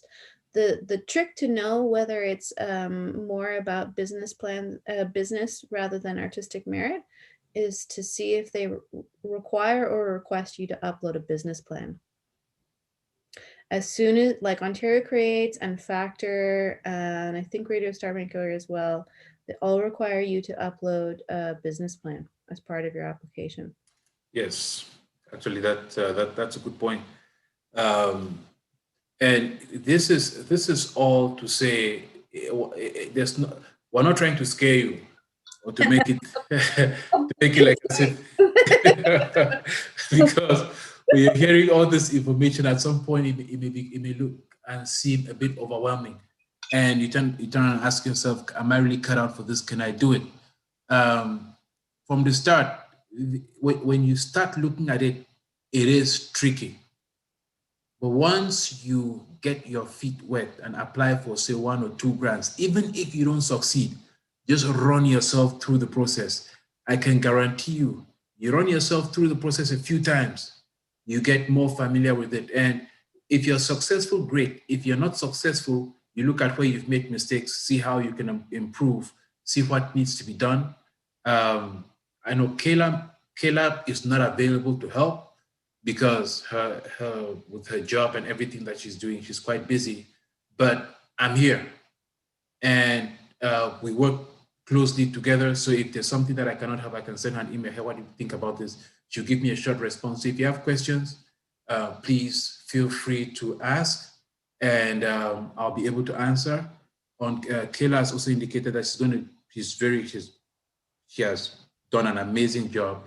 She's going to help us with a deck, which will give us guidelines and a few opportunities that are available to artists, so grant opportunities. So if you're interested, I'm just going to write most of you have my email address, but I'm going to write it in the chat box here.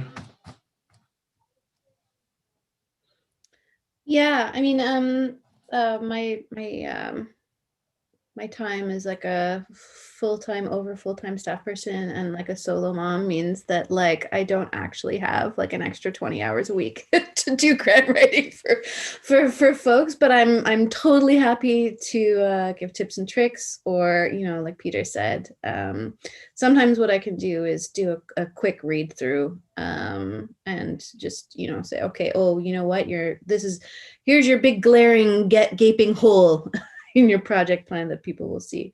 And sometimes that's actually, really helpful. What I find that, like, to get yourself started, like I said in the presentation, first grant application you should write for yourself right now is the Factor Artist Development Grant. Get your feet wet with that one. That will be a process to, get into the portal, get all your information in, it's gonna help you start with that.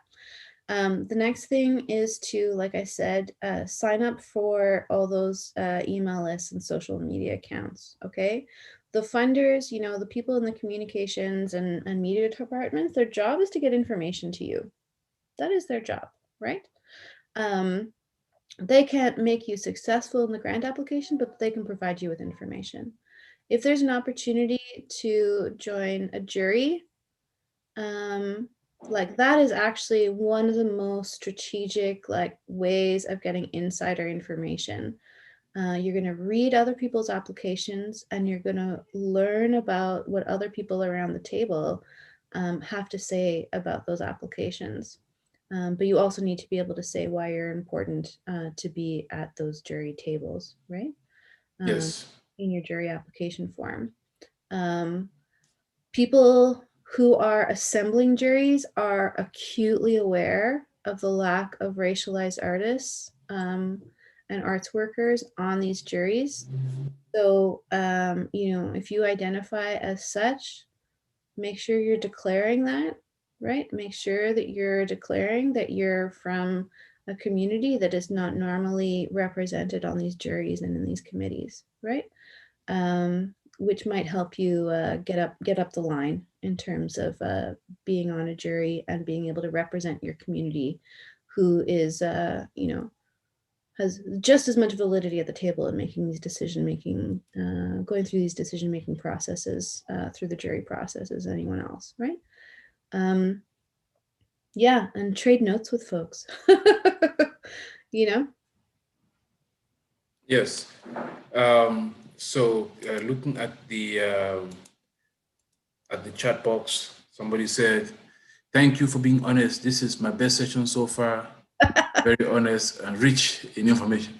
I've always said, when we're talking about money, it brings people out. You know what I mean? Like, and yes, we appreciate. Okay, I mean, we've just answered the last question. So please, Kayla, do you have any final comments to make? Well, I mean, like I'm a calls it like I sees it kind of person, efficiency now. Let's just all be very efficient, time is money. Time is also, yeah. So I like to be honest. I don't like to be transparent. I like to be upfront. This is this whole system of funding can seem like this big behemoth, right? But take it in little pieces, right? And if you're, if you're an emerging artist, you're just getting started. But even if you're mid-career or professional artist, like focus on your craft, right? And focus on your business strategies, right? Those two things have to happen in parallel in order to make the money work, in order to make the art work, right? Make the art happen, right? Those two things have to go hand in hand. And if you're able to convey that to people, both in paper on an application or in an email, and you're able to maintain the relationships or build relationships with folks, like you'll get there. You just have to be like patient. Yes. And now's as good a time as ever to put in applications, because the stats are there that there aren't as many racialized artists applying to a lot of these funds. That is the fact for some of these programs, right?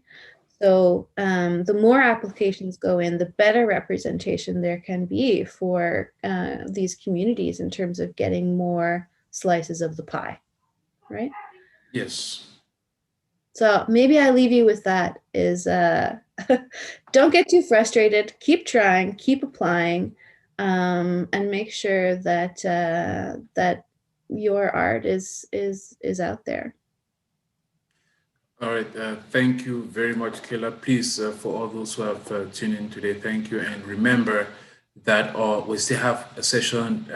We have 2 more sessions. One next week, it's going to be on the music industry, how it works. And the week after next, we're going to take a deep dive into business plans, how to organize your business structure, and how those 7 sessions tie into one artist. Please use this time. COVID-19 has messed the whole system up. But what it has also given us is time to stay at home. We don't want a situation where after COVID-19, we ask ourselves, what have we really done in 1-2 years? We've had opportunities to learn, to see different things, but no, we spend the time playing video games because we bored. Or doing stuff. Don't like the video games too much. Come on. Yeah, no, I mean, I'm not saying I've got nothing against video games. Just be clear. I've got nothing against video games, but